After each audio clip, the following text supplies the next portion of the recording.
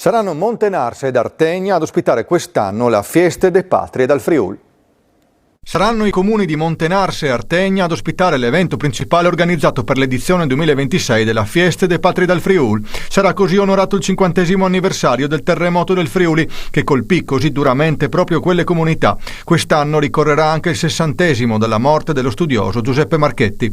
Lo ha fatto sapere l'assessore regionale alle autonomie locali, Pierpaolo Roberti, a margine dell'approvazione da parte della Giunta regionale del programma triennale 2026-2028 della Fieste de Patrie dal Friuli, elaborato dall'Agenzia regionale per la lingua friulana e per la quale l'amministrazione ha messo a disposizione 165.000 euro. A Montenarse e Artegna si svolgerà la cerimonia civile con la lettura della bolla imperiale, il passaggio della bandiera e la Santa Messa celebrata dai rappresentanti delle 3 diocesi friulane.